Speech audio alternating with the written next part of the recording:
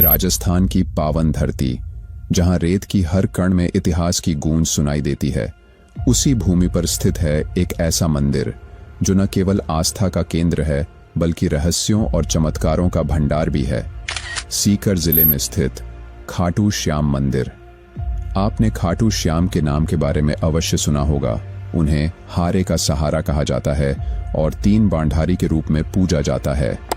पर क्या आप जानते हैं कि यह मंदिर, जो प्रतिवर्ष लाखों श्रद्धालुओं को अपनी ओर आकर्षित करता है, केवल भक्ति का स्थल नहीं है बल्कि एक रहस्यमयी कहानी का जीवंत प्रमाण भी है। यह वही स्थान है जहां एक राक्षस जाति का प्राणी भगवान की उपाधि तक पहुंच गया। एक ऐसी कथा जो आपके रोंगटे खड़े कर देगी।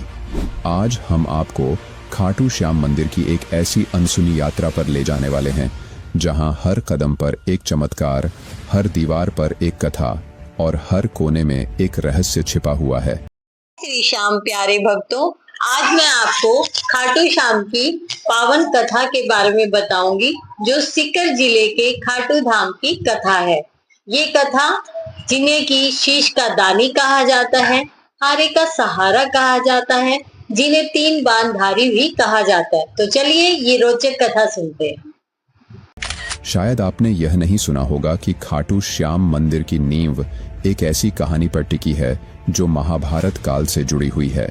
यह मंदिर केवल पत्थरों से बनी एक रचना नहीं है, बल्कि यह भीष्म पितामह के वचन, एक वीर योद्धा की आत्मत्याग और श्री कृष्ण के आशीर्वाद का साक्षात प्रतीक है। लेकिन यह मंदिर केवल इस पौराणिक कथा से ही अद्भुत नहीं बनता। इसकी भव्यता और रहस्यमय घटनाएं इसे और अधिक अलौकिक बनाती हैं। मंदिर के गर्भगृह में स्थापित श्याम बाबा की प्रतिमा एक ऐसे कुएं से प्राप्त हुई थी जिसे आज श्याम कुंड कहा जाता है। इस कुंड के जल को अमृत तुल्य माना जाता है और मान्यता है कि इसका स्पर्श मात्र भी व्यक्ति के समस्त पापों का नाश कर देता है। लेकिन इस कुंड में पानी कहां से आता है, इसके बारे में कोई नहीं जानता। मंदिर में एक और अद्भुत परंपरा निभाई जाती है। यहाँ पर एक खास तरह का निशान चढ़ाया जाता है। यह कोई साधारण प्रतीक नहीं, बल्कि श्रद्धा, नियम और संयम का प्रतीक है। कहा जाता है कि जो भी भक्त यह निशान पूरे नियम और भक्ति भाव से चढ़ाता है, उसकी हर मनोकामना पूर्ण होती है। यहाँ तक कि कई भक्तों के अनुभव इस बात की गवाही देते हैं कि जिन इच्छाओं को उन्होंने वर्षों तक मन में संजोया, वे खाटू श्याम के दरबार में निशान चढ़ाने के बाद पूर्ण हुई। परंतु सवाल यह उठता है, क्या यह मात्र विश्वास है या इसके पीछे भी कोई अज्ञात शक्ति है? खाटू श्याम मंदिर का सबसे चौंकाने वाला रहस्य एक शिवलिंग से जुड़ा है, जो मंदिर से कुछ दूरी पर स्थित है।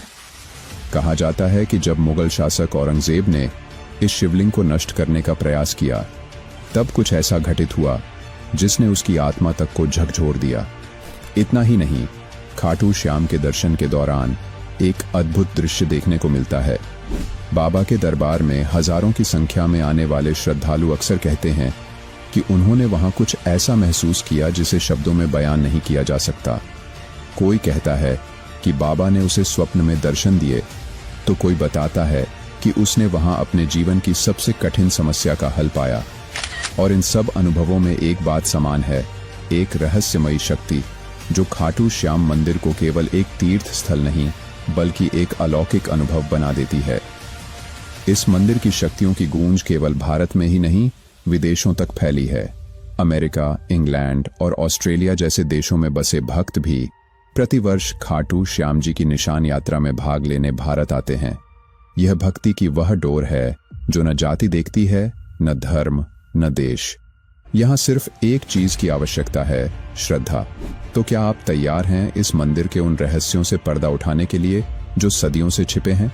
यदि हाँ, तो जुड़िए हमारे साथ इस खास डॉक्यूमेंट्री वीडियो में, जहां हम आपको लेकर चलेंगे खाटू श्याम मंदिर की उन गलियों में जहां इतिहास, रहस्य और भक्ति एक साथ मिलते हैं। यह केवल एक यात्रा नहीं होगी, यह आपके विश्वास को एक नई दिशा देने वाली अनुभव यात्रा होगी, क्योंकि यह केवल एक मंदिर नहीं, एक चमत्कार है, खाटू श्याम का चमत्कार। चलिए अब बिना किसी देरी के आज की इस रहस्यमयी और दिलचस्प डॉक्यूमेंट्री को शुरू करते हैं।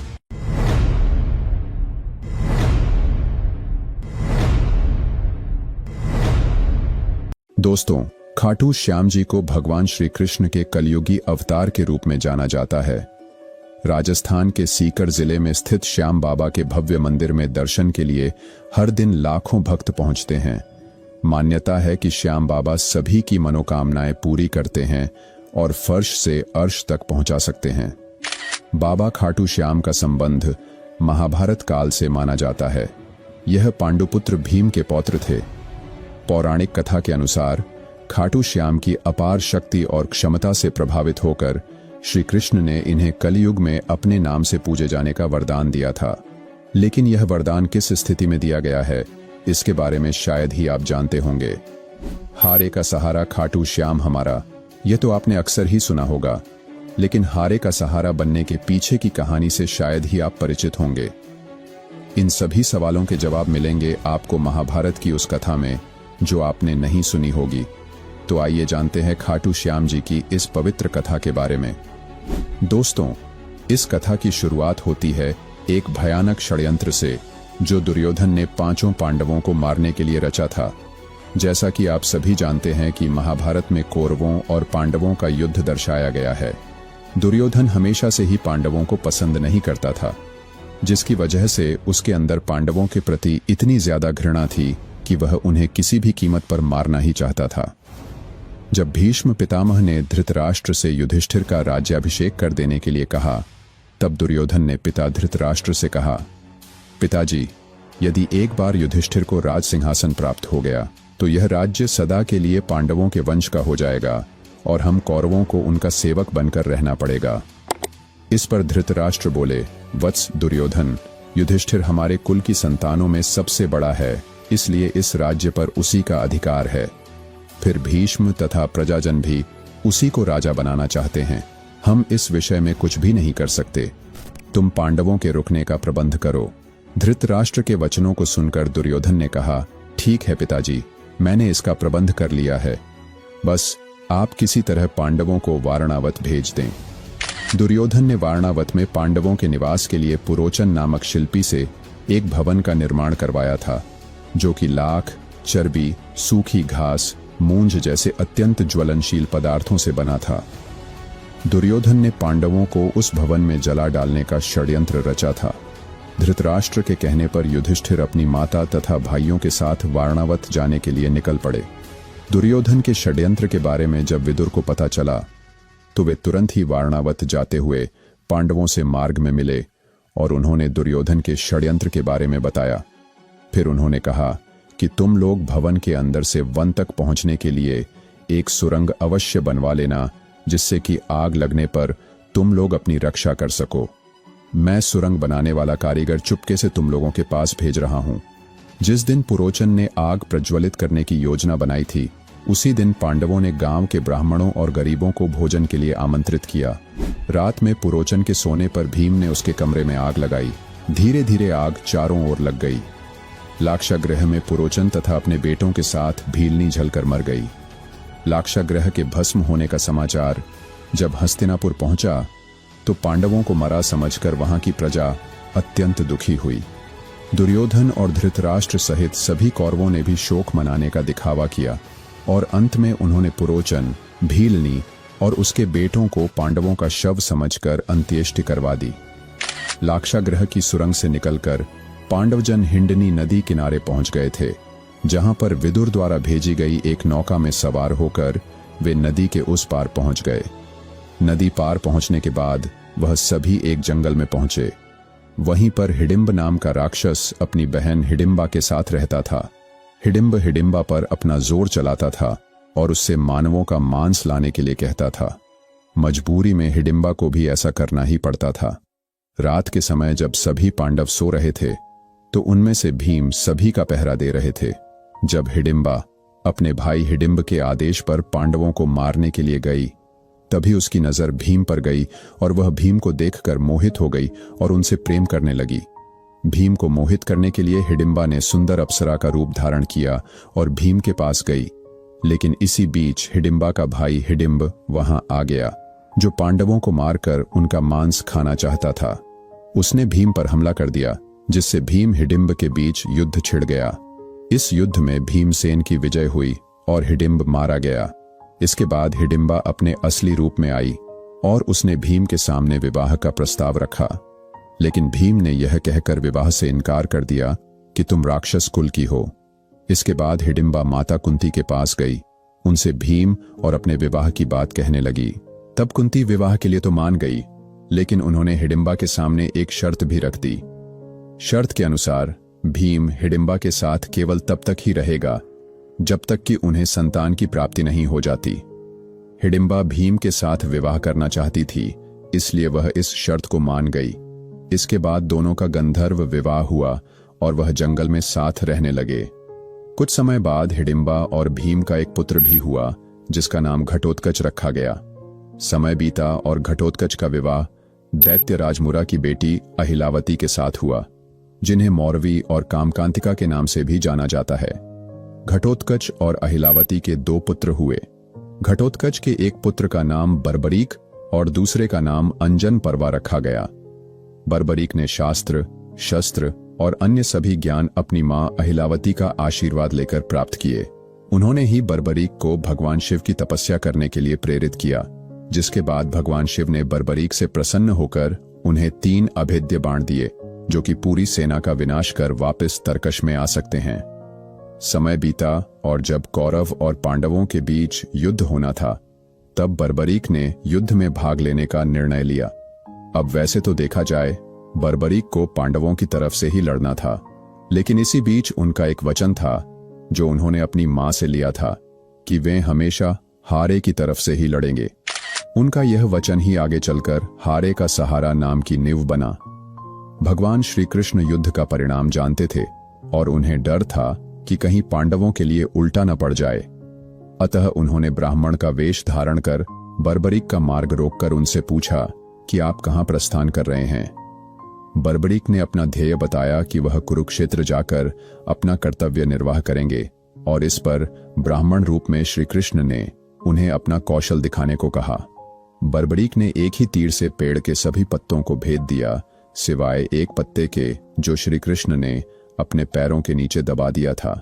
बर्बरीक ने ब्राह्मण रूपी श्री कृष्ण से प्रार्थना की कि वह अपना पैर पत्ते के ऊपर से हटाए, वरन आपका पैर घायल हो सकता है। श्री कृष्ण ने अपना पैर हटा लिया व बर्बरीक से एक वरदान मांगा। बर्बरीक ने कहा, हे यजमान, आप जो चाहे मांग सकते हैं, मैं वचन का पूर्ण पालन करूंगा। ब्राह्मण रूपी श्री कृष्ण ने शीश दान मांगा। यह सुनकर बर्बरीक तनिक भी विचलित नहीं हुए, परंतु उन्होंने श्री कृष्ण को अपने वास्तविक रूप में दर्शन देने की बात की, क्योंकि कोई भी साधारण व्यक्ति यह दान नहीं मांग सकता। तब श्री कृष्ण अपने वास्तविक रूप में प्रकट हुए। उन्होंने महाबली, त्यागी, तपस्वी वीर बर्बरीक का मस्तक रणचंडिका को भेंट करने के लिए मांगा और साथ ही वरदान दिया कि कल युग में तुम मेरे नाम से जाने जाओगे। मेरी ही शक्ति तुम में निहित होगी। देवगण तुम्हारे मस्तक की पूजा करेंगे। जब तक यह पृथ्वी, नक्षत्र, चंद्रमा तथा सूर्य रहेंगे, तब तक तुम लोगों के द्वारा मेरे श्री श्याम रूप में पूजनीय रहोगे। मस्तक को अमृत से सींचा और अजर अमर कर दिया। मस्तक ने संपूर्ण महाभारत का युद्ध देखा एवं युद्ध के निर्णायक भी रहे। युद्ध के बाद महाबली बर्बरीक कृष्ण से आशीर्वाद लेकर अंतर्ध्यान हो गए। तो दोस्तों, यह था बर्बरीक से 3 बाणधारी, हारे का सहारा और खाटू श्याम तक का बनने का सफर। लेकिन यह सफर अभी अपने सही अंजाम पर नहीं पहुंचा था, क्योंकि जो आज हम खाटू श्याम मंदिर देखते हैं, उसके बनने की कहानी उतनी सरल नहीं है। खाटू श्याम मंदिर के निर्माण का इतिहास भी कम उलट पलट से जुड़ा नहीं रहा है। आइए अब जानते हैं खाटू श्याम मंदिर के निर्माण का संपूर्ण इतिहास। वीडियो में आगे बढ़ने से पहले आपसे एक निवेदन है कि यदि अभी तक आपको यह वीडियो पसंद आ रहा है तो इसे एक लाइक और कमेंट में जय श्री खाटू श्याम जरूर से लिखें। हमारे चैनल को सब्सक्राइब भी जरूर करें ताकि आपको इसी तरह से मंदिर की अच्छी अच्छी जानकारी मिल सके। अब चलिए अपनी इस वीडियो की ओर आगे बढ़ते हैं। कहते हैं कि जब समय चुप होता है तब इतिहास बोलता है, और ऐसा ही एक इतिहास आज भी राजस्थान की धरती पर गहराई से दफन है। खाटू श्याम का इतिहास। यह कहानी है उस चमत्कारी स्थान की जहां कलयुग के वर्षों बीत जाने के बाद भी भगवान की उपस्थिति ने खुद को उजागर किया, न केवल एक घटना के रूप में बल्कि एक संकेत के तौर पर। राजस्थान के सीकर जिले में स्थित खाटू नामक गांव, जो कभी साधारण सा प्रतीत होता था, अचानक आस्था और रहस्य का केंद्र बन गया। यह उस समय की बात है जब इस स्थान की धार्मिक पहचान अब तक धुंधली थी। किंतु एक दिन जब एक गाय एक विशेष स्थान पर पहुंची तो कुछ ऐसा हुआ जिसने सबका ध्यान खींच लिया। गाय जैसे ही उस जगह पहुंची जहां बाद में रहस्य उजागर हुआ, उसके थनों से अपने आप दूध बहने लगा। यह दृश्य किसी चमत्कार से कम नहीं था। ग्रामीण स्तब्ध रह गए और जैसे जैसे इस बात की चर्चा फैली, लोगों ने उस जगह को खोदने का निर्णय लिया। और जब जमीन की परतें हटाई गईं, तो वहां से जो निकला वह एक साधारण वस्तु नहीं थी। वहां दबा हुआ था एक सिर, एक दिव्य मुखाकृति जिसने युगों से खुद को इस धरती के भीतर छुपा रखा था। इस रहस्यमयी सिर को ग्रामीणों ने श्रद्धा से उठाया और एक ब्राह्मण को सौंप दिया। ब्राह्मण ने कई दिनों तक उसकी विधिवत पूजा की, यह जानने की प्रतीक्षा करते हुए कि अब आगे क्या करना है। लेकिन जिस उत्तर की उसे प्रतीक्षा थी, वह एक दिव्य स्वप्न के रूप में खाटू के तत्कालीन राजा रूप सिंह चौहान को प्राप्त हुआ। स्वप्न में उन्हें आदेश मिला कि इस सिर के लिए एक मंदिर का निर्माण किया जाए, जहां इसे विधिपूर्वक स्थापित किया जाए। राजा ने इस दिव्य आज्ञा का पालन किया और सन 1027 ईस्वी में फाल्गुन शुक्ल एकादशी के दिन उस पवित्र मूर्ति को स्थापित कर एक भव्य मंदिर का निर्माण करवाया गया। समय बीतता गया और वर्षों बाद 1720 ईस्वी में मारवाड़ के तत्कालीन शासक के निर्देश पर दीवान अभय सिंह नामक एक प्रतिष्ठित रईस ने इस प्राचीन मंदिर का जीर्णोद्धार करवाया। यहीं से खाटू श्याम मंदिर ने अपनी वर्तमान भव्यता प्राप्त की। जो मूर्ति गर्भगृह में विराजमान है, वह अत्यंत दुर्लभ पत्थर से निर्मित है और आज भी उसी अलौकिकता के साथ पूजनीय है। खाटू श्याम आज न केवल राजस्थान बल्कि पूरे भारत में लाखों परिवारों के कुलदेवता हैं। गुजरात के अहमदाबाद के पास लांभा गांव में स्थित खाटू श्याम का एक और मंदिर इस बात का प्रमाण है कि बाबा का आशीर्वाद हर दिशा में फैला है।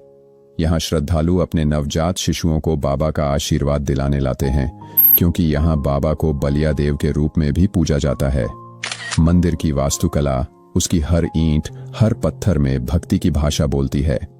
चूने के मोर्टार, सफेद संगमरमर और पारंपरिक टाइलों का सुंदर संगम इस संरचना को कलात्मक बनाता है। गर्भगृह के शटर चांदी की परतों से सजे हैं और मुख्य प्रार्थना कक्ष, जिसे जगमोहन कहा जाता है, वहां की दीवारें पौराणिक चित्रों से भरपूर हैं। हर चित्र एक कथा, हर रंग एक आस्था। मंदिर के मुख्य द्वार से प्रवेश करते ही सामने एक विशाल खुला प्रांगण दिखाई देता है, जहां श्रद्धालु बाबा के दर्शन के लिए पंक्तिबद्ध होते हैं। प्रांगण से कुछ दूरी पर स्थित है श्याम बगीची, एक सुंदर पुष्प वाटिका, जहां से केवल चुने हुए पुष्प ही देवता को अर्पित किए जाते हैं। इसी बगीचे में बाबा के एक महान भक्त आलू सिंह की समाधि भी स्थित है, जो आज भी श्रद्धालुओं के लिए प्रेरणा का स्रोत है। परंतु इस पवित्र स्थान का सबसे रहस्यमयी स्थल है श्याम कुंड, एक पवित्र जलाशय, जहां से कभी बाबा श्याम का शीश प्राप्त हुआ था। श्रद्धालुओं की मान्यता है कि इस कुंड में स्नान करने से सारे पाप धुल जाते हैं और व्यक्ति को जीवन में परम शांति प्राप्त होती है। लोग सच्चे मन से डुबकी लगाते हैं और बाबा से अपने जीवन के कष्टों से मुक्ति की प्रार्थना करते हैं। कहा जाता है कि इस कुंड में पानी सीधा पाताल लोक से आता है, और यह सच भी लगता है, क्योंकि देखने पर आपको इसके आसपास कोई ऐसा सोर्स नजर भी नहीं आता है। इस कुंड की यह बात इसे और भी ज्यादा शक्तिशाली और रहस्यमयी बना देती है। मुख्य मंदिर से दक्षिण पूर्व दिशा में स्थित है गोपीनाथ मंदिर और इसके समीप ही स्थित है गौरी शंकर मंदिर, एक और दिव्य स्थल जिसकी कहानी दिल दहला देने वाली है। कहा जाता है कि जब औरंगजेब की सेना इस मंदिर को नष्ट करने पहुंची तो उन्होंने शिवलिंग पर भालों से प्रहार किया, पर जैसे ही उनके भाले शिवलिंग से टकराए, वहां से रक्त के फव्वारे फूट पड़े। यह दृश्य इतना भयावह और चमत्कारिक था कि सैनिक तुरंत डरकर वहां से भाग निकले, और आज भी उस शिवलिंग पर वह घाव, भाले का निशान स्पष्ट रूप से देखा जा सकता है, जैसे भगवान ने स्वयं अपनी रक्षा की हो। खाटू श्याम जी का यह पावन मंदिर राजस्थान की राजधानी जयपुर से लगभग 80 किलोमीटर दूर स्थित है, और यहां पहुंचने के लिए श्रद्धालुओं को रिंग्स के मार्ग से होकर जाने की सलाह दी जाती है। यह यात्रा केवल एक धार्मिक यात्रा नहीं, बल्कि एक आत्मिक अनुभव होती है, जहां आस्था, इतिहास और चमत्कार एक साथ चलते हैं। हर साल लाखों भक्त यहां पहुंचते हैं, कोई आशीर्वाद पाने के लिए, कोई चमत्कार देखने के लिए और कोई अपनी श्रद्धा की अग्नि परीक्षा देने के लिए।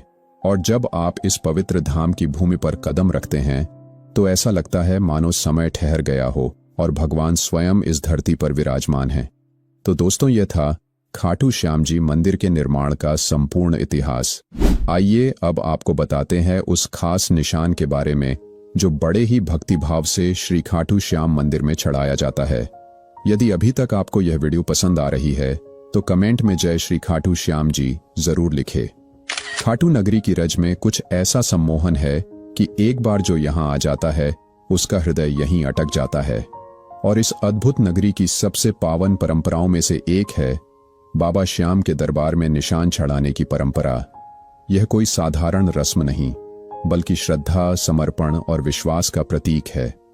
जब भक्त बाबा श्याम के चरणों में अपनी मन्नत लेकर आते हैं तो सिर झुकाकर केवल प्रार्थना ही नहीं करते, बल्कि एक वादा भी करते हैं, हे लखदातार, हारे का सहारा, जब मेरी मुराद पूरी होगी तब मैं आपके दरबार में निशान लेकर पुनः लौटूंगा। लेकिन कई ऐसे श्रद्धालु भी होते हैं जिनका विश्वास इतना अडिग होता है कि वे अपनी मन्नत पूरी होने से पहले ही बाबा को निशान समर्पित कर देते हैं। उनके लिए यह यात्रा भरोसे की यात्रा होती है, जहां वे पहले बाबा पर विश्वास करते हैं और फिर फल की प्रतीक्षा करते हैं। यह परंपरा केवल आज की नहीं, सदियों पुरानी है। खाटू श्याम जी को चढ़ाया जाने वाला यह निशान, जिसे ध्वज भी कहा जाता है, एक अत्यंत पवित्र और भावनात्मक प्रतीक है जो बाबा के बलिदान और विजय का प्रतिनिधित्व करता है। सनातन धर्म में ध्वज को सदैव विजय का प्रतीक माना गया है और खाटू श्याम का यह ध्वज, यह केवल कपड़े का एक टुकड़ा नहीं, बल्कि उनकी अमरता, उनके त्याग और उनके अपार प्रेम का प्रतीक है। यह हमें उस दिव्य क्षण की याद दिलाता है जब भगवान श्री कृष्ण के आदेश पर युद्ध की विजय के लिए श्याम बाबा, पूर्व में जिन्हें बर्बरीक कहा जाता था, ने अपना शीश दान कर दिया था। उन्होंने अपना बलिदान धर्म की रक्षा और अधर्म के विनाश के लिए दिया और युद्ध का श्रेय भी स्वयं नहीं लिया, बल्कि श्री कृष्ण को समर्पित कर दिया। इसलिए जब भक्त खाटू श्याम को ध्वज अर्पित करते हैं तो यह केवल मन्नत की पूर्ति का आभार नहीं होता, बल्कि उस दिव्य बलिदान की स्मृति भी होती है। निशान के रंग केसरिया, नारंगी और लाल त्याग, शक्ति और भक्ति का प्रतिनिधित्व करते हैं। इन निशानों पर अक्सर श्री कृष्ण और श्याम बाबा की छवियां अंकित होती हैं, साथ ही पवित्र मंत्र भी जो भक्तों को आंतरिक शांति का अनुभव कराते हैं। कई निशानों पर मोर पंख और नारियल भी सजाए जाते हैं, जो पवित्रता और सौभाग्य का प्रतीक माने जाते हैं। ऐसा माना जाता है कि सच्चे मन से चढ़ाया गया निशान बाबा को अर्पित की गई एक आत्मा की पुकार होती है, जिसे वह कभी अनसुना नहीं करते। कहते हैं कि इस निशान के साथ जब भक्त बाबा की नगरी में प्रवेश करते हैं तो हर कष्ट दूर हो जाता है, हर दुआ स्वीकार हो जाती है और जीवन में सब ओर मंगल ही मंगल छा जाता है। इस ध्वज को चढ़ाने से पहले विशेष पूजा अर्चना की जाती है।